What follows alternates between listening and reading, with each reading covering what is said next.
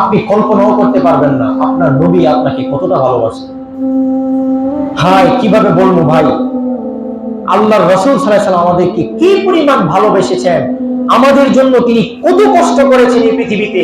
আপনি যদি একটা বার চোখ বন্ধ করে নীরবে বসে চিন্তা করেন আর জানতে পারেন, আল্লাহর কসম এই মানুষটাকে কষ্ট দেওয়া কোনোদিন আপনার যোগ্যতা হবে না, কোনোদিন আপনি আপনি কোনোদিন তাকে কষ্ট দিতে পারবেন না। আপনি জানেন না। এই জন্য আমার রাসূল সাল্লাল্লাহু আলাইহি সাল্লাম জীবনের কোনো পর্যায়ে কোনোদিন সুখ করতে পারে নাই ভাই, শুধু আমাদের জন্য। কি ছিল না তার? তিনি আল্লাহর হাবিব ছিলেন, হাবিব ছিলেন তিনি, হাবিব।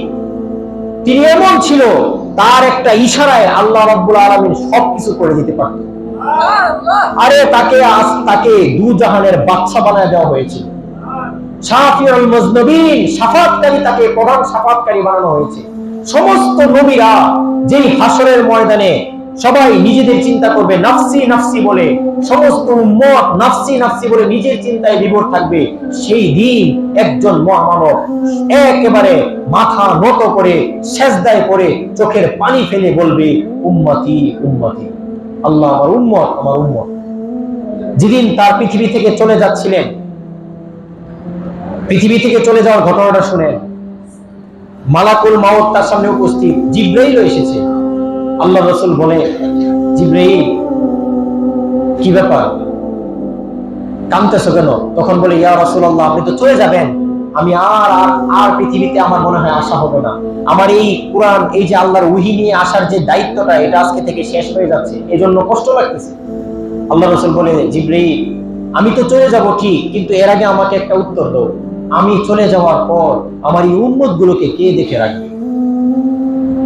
আমার এই উম্মত গুলোকে কে দেখে রাখবে জিবরাইল?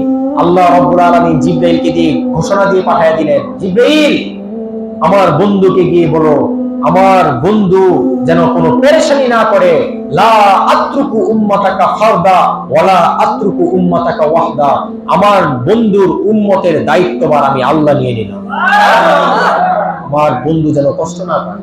আল্লাহ রাসূল যেদিন পৃথিবী থেকে চলে যাচ্ছে ভাই, বাবা মার জন্য দোয়া করতে পারে নাই। শেষ সময়ে যেদিন পৃথিবী থেকে চলে যাবে, তখন তিনি বারবার ঠান্ডা পানির মধ্যে দুই হাত রেখে মুখ মুছছিলেন আর বারবার বলছিলেন, লা ইলাহা ইল্লাল্লাহ ইন্নাল মাউত সাকারাত, ইন্নাল মাউত সাকারাত, যে আল্লাহ ছাড়া কোনো মাবুদ নাই, নিশ্চয়ই মৃত্যুর যন্ত্রণা বড় কষ্ট, এটা বলতেছিলেন। তখন ফাতেমা রাদিয়াল্লাহু তাআলা বলতেছে, তখন ফাতেমা রাদিয়াল্লাহু তাআলা মানে তার বাবার অবস্থা দেখে কান্না করছিলেন। ওই অবস্থায় ফাতেমা রাদিয়াল্লাহু তাআলাকে আল্লাহ রাসূল একটা সান্ত্বনা দিলেন, ফাতেমা, ফাতেমা শুনো, আজকের পর থেকে তোমার বাবার আর কষ্ট হবে না। একজন মানুষ পৃথিবীতে কি পরিমাণ কষ্ট করলে এই কথাটা বলতে পারে যে আজকের পর থেকে তোমার বাবার আর কষ্ট হবে না, অনেক কষ্ট করেছি, আর কষ্ট হবে না। আর এটা মনে রেখো, আমার পরিবার পরিজনদের মধ্যে সর্বপ্রথম তোমার সাথে আমার সাক্ষাৎ হবে। আল্লাহ রাসূল পৃথিবী থেকে চলে যাওয়ার সময় কয়েকটা শব্দ বলেছেন, এর মধ্যে একটা শব্দ ছিল সালাত, আর একটা শব্দ ছিল ইয়া রাব্বি উম্মতি, আল্লাহ আমার উম্মত, আল্লাহ আমার উম্মত, আমার উম্মতকে আপনি মাফ করে দিন। এই কথাটা তিনি যাওয়ার সময় বলে গিয়েছেন। দেখেন, যেদিন চলে যাচ্ছে সেদিনও নিজের কথা নাই, নিজের বাবার কথা নাই, নিজের চাচাদের কথা নাই, নিজের আত্মীয়র কথা নাই, নয়টা স্ত্রীর কারো কথা নাই, নিজের সন্তানদের কথাও নাই, আপনার আমার নামটা বলে গেছে, আপনার আমার কথাটা বলে গেছে। ভাই উঠাউঠি করে না, একটু শেষ। আল্লাহ রাসূলের তায়েফের ঘটনা, ওইখানে গিয়ে আল্লাহ রাসূল তায়েফবাসীকে দাওয়াত দিয়েছে, কুলু লা ইলাহা ইল্লাল্লাহ, তোমরা আল্লাহকে মানো। ও আমার তায়েফবাসীরা আল্লাহকে মানো। তায়েফের ওরা তো দাওয়াত কবুল করেই নাই, বরঞ্চ আল্লাহ রাসূল সাল্লাল্লাহু আলাইহি সাল্লামকে তারা পাথর মারছে। একেবারে ছোট বাচ্চা থেকে নিয়ে বড় পর্যন্ত সবাই একসাথে হয়ে আল্লাহ রাসূলকে পাথর মেরে দিয়েছে। পাথর মারতে মারতে আল্লাহ রাসূল দৌড় দিয়েছেন, পিছন দিক দিয়ে পাথর মারছে। এই অবস্থায় একটা ছোট বাচ্চা বড় একটা পাথর নিয়ে আসছে রাসূলকে মারার জন্য। পাথরটা ঢিল দিতে গিয়ে বাচ্চাটা পড়ে গেছে, পিছনের বাচ্চারা ইগলতেছে, ওই ঢিল এসে এই বাচ্চার উপর পড়তেছে। আল্লাহ রাসূল হঠাৎ পিছনে তাকায় দেখে এই বাচ্চাটা পড়ে আছে। দৌড় দিয়ে গিয়ে বাচ্চাটাকে জড়ায়া ধইরা নিজের পিঠটা পাইতা দিয়া বলতেছে, এই তায়েফের ছোট বাচ্চারা শুনো, যত মারা লাগে আমারে মারো, আমার এই উম্মতটারে মারো না, আমার এই উম্মতকে পাথর মারো না, মারলে আমারে মারো। আল্লাহ রাসূল সাল্লাল্লাহু আলাইহি সাল্লাম তায়েফে যাওয়ার আগে ওনার চাচা মারা গিয়েছেন, মনটা ভেঙে চুরমার। এর কিছুদিন পরে আবার ওনার স্ত্রী মারা গিয়েছেন। এরপরে যখন তায়েফে গেল, তায়েফ থেকে মার খেয়ে রক্তাক্ত অবস্থায় বিহুশ হয়ে পড়ে আছে, মালাকাল জিবাল, ওই পাহাড়ের ফেরেশতা আসছে, আয়েশা বলতেছে, ইয়া রাসূলুল্লাহ, একবার শুধু আদেশ করেন তায়েফরে জমিন থেকে উড়াইয়া দিন। আল্লাহ রাসূল বলতেছে, আল্লাহুম্মা গফির লিকওমি ফাইন্নাহুম লা ইয়ালামুন, আল্লাহুম্মা গফির লিকওমি ফাইন্নাহুম লা ইয়ালামুন। আল্লাহ, আমার এই উম্মতকে আপনি মাফ করে দেন। আমার উম্মত যদি জানতো যে আমি তাদের নবী, উম্মত যদি আমার সত্যিকার চিনতো, ওরা আমাকে মারতো না। কেমন নবী ছিলেন যাকে পাথর মারার পরেও তিনি আমার আপনার চিন্তা করছেন, আমার আপনার বকওয়া করে নাই, আমার জন্য আপনার জন্য দোয়া করছেন। তার ঘরে ভাই 3 মাস লাগাতার তার ঘরে চুলার মধ্যে আগুন ধরে নাই। আম্মা জান আয়েশা বলে, রাআইতু হেলাল সুম্মা হেলাল সুম্মা হেলাল, 3-4 দেখছি ঘরের মধ্যে খাবার নাই, পেটের মধ্যে সাহাবায়ে কেরাম পাথর বানছে, না খেয়ে একটা। আল্লাহ রাসূলের পেটে পাথর ছিল দুইটা পাথর। একদিন ইবনে উমর রাদিয়াল্লাহু ছেলে আব্দুল্লাহর সাথে বসে আছে, একটা পচা খেজুর নিচে পড়া, এক সাইড পচা, খেজুরের একটা সাইড কি পচা। আল্লাহ রাসূল খেজুরটা হাতে নিয়ে পচা জায়গাটা পরিষ্কার করছে, করে এরপর আব্দুল্লাহকে বলতেছে, আব্দুল্লাহ, তুমি কি এটা খাইবা? তখন আব্দুল্লাহ বলতেছে, ইয়া রাসূলুল্লাহ, এই পচা জিনিস আমি খেতে পারবো না, এটা আমি খাবো না। তখন আল্লাহ রাসূল বলতেছে, আব্দুল্লাহ, কিছু মনে করো না, আমি 4 দিন ধরে কিছু খাই না, আমি খেজুরটা খায়ালাই, তুমি কিছু মনে করো না, তোমার নবী পচা খেজুর খাইতেছে, কিছু মনে করো না, আমি 4 দিন ধরে কিছু খাই না। এই কথা বলে এই খেজুরটা তিনি খেয়েছেন। অনুধাবন করতে পারবেন একবার? তিনি এইরকম আপনারা যেরকম বসেছেন, আল্লাহর কসম ভাই, তিনি এরকম যেভাবে বসেছেন, এরকম সাহাবীদের সামনে তিনি বসতেন। আমি যে আজকে যে জায়গায় বসা আছি ভাই, আমি এই জায়গায় বসার যোগ্য না, আমার ভয় লাগে এখানে আল্লাহ রাসূল বসতো এই জায়গাটায়, বুঝছেন? আজকে আপনারা যেখানে বসেছেন এখানে সাহাবায়ে কেরাম বসতো, আল্লাহ রাসূল এই জায়গায় বসে এরকম মজলিসে একদিন বলতেছে, ওয়াদিতু আন্না ক্বাদ রাআইনা ইখওয়ানানা, ওয়াদিতু আন্না ক্বাদ রাআইনা ইখওয়ানানা। হায়, আমি যদি আমার ভাইদেরকে দেখতে পেতাম, আমি যদি আমার ভাইদেরকে দেখতে পেতাম। এই কথাটা বলার পর সাহাবায়ে কেরাম জিজ্ঞাসা করলো, ইয়া রাসূলুল্লাহ, আলাসনা ইখওয়ানাকা ইয়া রাসূলুল্লাহ, ইয়া আল্লাহর রাসূল, আমরা কি আপনার ভাই না? আল্লাহ রাসূল উত্তরে বলতেছে, আনতুম আসহাবি ওয়া ক্বাদ ইখওয়ানুনা আল্লাযীনা লাম ইয়াতু বা'দ। আরে তোমরা তো আমার সাথী, তোমরা আমার সাহাবী, আমার ভাই তারা যারা আমার পরে আসবে। আমি মুহাম্মদকে দেখবে না সাল্লাল্লাহু আলাইহি ওয়াসাল্লাম, আমাকে দেখবে না, কিন্তু আমার জন্য, আমার ভালোবাসার জন্য তারা সর্বক্ষণ চোখের পানি ফেলবে, আমার সুন্নতের জন্য কষ্ট করবে, জেলে যাবে, জুলুমের নির্যাতন শিকার হবে, কিন্তু তারা আমার সুন্নতকে আঁকড়ে ধরবে।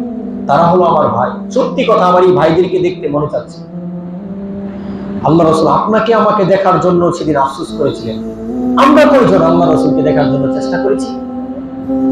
তিনি আপনাকে আমাকে কি পরিমাণ ভালোবাসেন, তিনি আপনাকে আমাকে কি পরিমাণ ভালোবাসেন, তিনি আপনার আমার জন্য নিজের স্পেশাল দোয়া দুনিয়াতে করে নাই। আল্লাহ রাব্বুল আলামিন পবিত্র, এই যে আল্লাহ রাসূল হাদিসের মধ্যে বলেন যে প্রত্যেকটা নবীকে আল্লাহ একটা স্পেশাল দোয়া দিয়েছিল এই পৃথিবীর মধ্যে। সমস্ত নবীরা এই দোয়াটা করে ফেলেছে, কিন্তু আমাদের রাসূল সাল্লাল্লাহু আলাইহি সাল্লামের দোয়াটা তিনি করেন নাই, তিনি এটা বাকি রেখেছেন। লিকুল্লি নাবিয়্যিন দাওয়াতিন মুস্তাজাবা, প্রত্যেক নবীর জন্য দোয়া ছিল একটা বিশেষ দোয়া, এই দোয়াটা সবাই করেছে, কিন্তু আল্লাহ রাসূল বলে, ইনিখতাবাতু দাওয়াতি শাফাআতাল লি উম্মতি ইয়াউমাল কিয়ামা। আল্লাহু আকবার। তিনি বলেছেন, আমার এই দোয়াটা আমি কিয়ামতের ময়দানে, হাসরের মাঠে আমি আমার গুনাহগার উম্মতের কাছে ব্যয় করব। আরে হাসরের ময়দানে আল্লাহ রাব্বুল আলামিন মুহাম্মদ সাল্লাল্লাহু আলাইহি সাল্লামকে ডেকে এনে বলবে, ইয়া হাবিবার রহমান, ও রহমানের হাবিব, ইতিনি মাকামি মাহমুদ, আসেন মাকামে মাহমুদে বসেন। আল্লাহ রাসূল মাকামে মাহমুদে বসবে না, আল্লাহ রাসূল বসবে না। আল্লাহ রাসূল বলবে, আল্লাহ, আমি যদি মাকামে মাহমুদে বসে যাই, আমার উম্মত গুলোকে কে দেখবে? তিনি একটা স্থানে বসবেন, ওইখানে থাকবেন, সমস্ত উম্মত দিয়ে তাকে বলবে, যে আপনি আল্লাহকে বলেন বিচার কাজ শুরু করতে। সবাই নাফসি নাফসি বলবে, কিন্তু আমার রাসূল সাল্লাল্লাহু আলাইহি ওয়াসাল্লাম সেখানে আল্লাহর সামনে গিয়ে বলবে, আল্লাহ আল্লাহ আপনি বিচার কাজ শুরু করেন, আপনি আমার উম্মত গুলোকে আমার কাছে দিয়ে দেন। আল্লাহ রাব্বুল আলামিন সেদিন আল্লাহ রাসূল সাল্লাল্লাহু আলাইহি ওয়াসাল্লামের চোখের পানি, কান্না, এই চাওয়া পাওয়া সব কিছু আল্লাহ কবুল করে আল্লাহ বলবে, যান আপনি যেই সমস্ত উম্মত আপনার প্রিয়, যারা আপনার সুন্নাত মোতাবেক চলেছে, সবগুলো উম্মতকে নিয়ে আপনি জান্নাতে যান। সেদিন তিনি আপনাকে আমাকে বাছাই করে ধরে ধরে নিয়ে জান্নাতে যান। তিনি তার কাছে সমস্ত কিছুই আমার আপনার জন্য ত্যাগ করেছেন। তার সবচেয়ে কাছে ছিল তার চাচা হামজা ইবনে আব্দুল মুত্তালিব। চাচার নাম শুনে নাই? হামজা। এই উহুদ যুদ্ধের মধ্যে এই হামজা রাদিয়াল্লাহু আনহুর কলিজা চাবায় ফেলা হয়েছে। কাফেররা তার কলিজা চাবায় ফেলছে। নাউজুবিল্লাহ বলে। কার জন্য কষ্ট করেছে ভাই? এই কষ্ট কার জন্য করেছিল বলেন? আমাদের জন্য না? কলিজা চাবায় ফেলার পর আল্লাহ রাসূল এমন ভাবে কেঁদেছেন, একটা ছোট বাচ্চা যেমন ভাবে কাঁদে। তার সাথীরা যখন শহীদ হয়ে পড়তো, সাথীদের লাশ নিজের কুলের মধ্যে নিয়ে নিয়ে চোখের দিকে তাকায়া কাঁদতেন আর বলতেন, ইনশাআল্লাহ তোমার সাথে জান্নাতে দেখা হবে, তুমি আমার উম্মতের দ্বীনের জন্য কষ্ট করেছো। এইভাবে কাঁদতেন। নিজের সাথীদেরকে যখন কবরে দিতেন, কেঁদে কেঁদে চোখের পানি মুছে মুছে কবর দিতেন। এইভাবে কষ্ট করতে করতে করতে করতে নিজের জীবনের 23টা বছর কাটালেন। 10 বছরে 57টা যুদ্ধ ওনার করতে হয়েছে। উহুদ যুদ্ধে ওনার দাঁত শহীদ করা হয়েছে, ওনার মেয়েটাকে নির্মম ভাবে হত্যা করা হয়েছে, ওনার সাহাবীদেরকে কাউকে দ্বিখণ্ডিত, কাউকে কলিজা চাপানো হয়েছে, কাউকে একেবারে জবাই করে ফেলা হয়েছে, এক একজনকে এক এক ভাবে শেষ করে ফেলছে। এত কষ্ট করেছে ভাই কার জন্য? আপনার আমার জন্য। সত্যি দিলের মধ্যে এখন বড়ই খারাপ লাগে, আর নিজেকে মাঝে মাঝে ধিক্কার দেই। তবে মাঝে মধ্যে মনে চায় যে আল্লাহ রাসূলকে বলি, ইয়া রাসূলুল্লাহ, আপনি থাকতে দেখছেন যে আপনার পাশে কেউ নাই, 8-10টা মানুষ আপনার সাথে মক্কার সেই কাবা ঘরের মধ্যে দাঁড়ায় নামাজ পড়ে, আপনি একলা একলা নামাজ পড়েন, আপনাকে এসে কাফেররা সেই উটের নাড়ি ঘুরিয়ে নিয়ে আপনার মাথার উপর ছেড়ে দেয়। ইয়া রাসূলুল্লাহ, আপনি যদি আজকে দেখতেন আপনার কত উম্মত হয়েছে আজকে আপনার জন্য, আপনি যদি দেখতেন সেই কাবা ঘরের সামনে শত লক্ষ লক্ষ উম্মত রাত 1টা নাই, 2টা নাই, 3টা নাই, তারা সেজদা দিচ্ছে, হয়তো আপনি দেখে আপনার মনটা শান্তি হয়ে যেত। আপনি হয়তো ভালো লাগতো যে এই কষ্ট দ্বীনের মেহনত করেছি, আজকে সেই দ্বীন আলহামদুলিল্লাহ ছড়িয়ে গিয়েছে গোটা পৃথিবীর। যার ফেসবুক আইডি নাই, টুইটার নাই, হোয়াটসঅ্যাপ নাই, কিছুই নাই, কিন্তু কোটি কোটি মানুষ তার ফলোয়ার, কোটি কোটি মানুষ তার ফলোয়ার। কাফের মুশরিকরাও তাকে বলে Muhammad is the superman of the world. Muhammad হলো পৃথিবীর একজন সুপারম্যান, শ্রেষ্ঠ মনীষী, শ্রেষ্ঠ। ওনার ব্যাপারে বলা আছে, father, teacher, law giver, law maker, Muhammad is the superman of the world. তার আদর্শই হলো উসওয়াতুল হাসানা, শ্রেষ্ঠ আদর্শ। এই রাসূল সাল্লাল্লাহু আলাইহি সাল্লাম, এই যিনি উম্মতের পাগল ছিলেন, সেই রাসূল সাল্লাল্লাহু আলাইহি সাল্লামের অনুসরণ, অনুকরণ, আনুগত্য করতে বলেছেন কে? আল্লাহ।